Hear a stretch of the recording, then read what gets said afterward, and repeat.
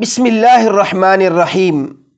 میرے محترم سامعین، آج میں آپ کی خدمت میں ایک بہت ہی پیارا اور سبق آموز واقعہ ذکر کرتا ہوں، ذرا توجہ سے سماعت فرمائیے۔ بیان کیا جاتا ہے کہ ایک بادشاہ کسی مہلک بیماری میں مبتلا ہو گیا۔ کافی دن علاج کرنے کے باوجود جب اسے آرام نہ آیا تو طبیبوں نے صلاح مشورہ کر کے کہا کہ اس بیماری کا علاج صرف انسان کے پتے سے کیا جا سکتا ہے، اور وہ بھی ایسے انسان کے پتے سے جس میں یہ خاص نشانیاں ہوں۔ یہ کہہ کر حکیموں نے وہ نشانیاں بتائیں اور بادشاہ نے حکم دے دیا کہ شاہی پیادے سارے ملک میں پھر کر تلاش کریں اور جس شخص میں یہ نشانیاں ہوں اسے لے آئیں۔ پیادوں نے فوراً تلاش شروع کر دی۔ خدا کا کرنا ایسا ہوا کہ وہ ساری نشانیاں ایک غریب کسان کے بیٹے میں مل گئیں۔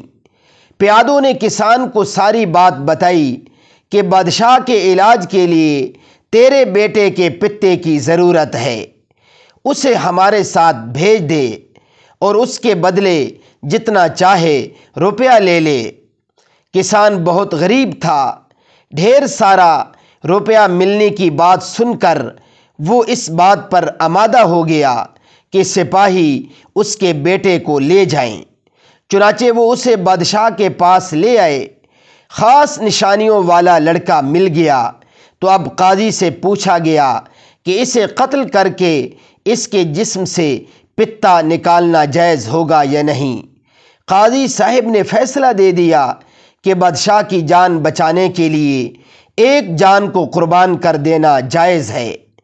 قاضی کے فیصلہ کے بعد لڑکے کو جلاد کے حوالے کر دیا گیا کہ وہ اسے قتل کر کے اس کا پتا نکال لے۔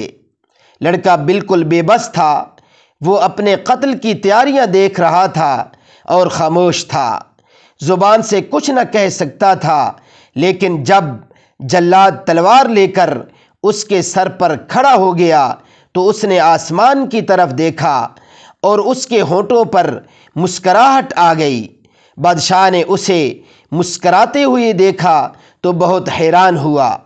جلاد کے ہاتھ میں ننگی تلوار دیکھ کر تو بڑے بڑے بہادر خوف سے کانپنے لگتے ہیں۔ اس نے جلاد کو رکنے کا اشارہ کر کے لڑکے کو اپنے پاس بلایا اور اس سے پوچھا، لڑکے یہ تو بتا اس وقت مسکرانے کا کون سا موقع ہے؟ لڑکے نے جواب دیا، حضور والا، دنیا میں انسان کا سب سے بڑا سہارا اس کے ماں باپ ہوتے ہیں، لیکن میں نے دیکھا کہ میرے ماں باپ نے روپے کے لالچ میں مجھے حضور کے سپرد کر دیا۔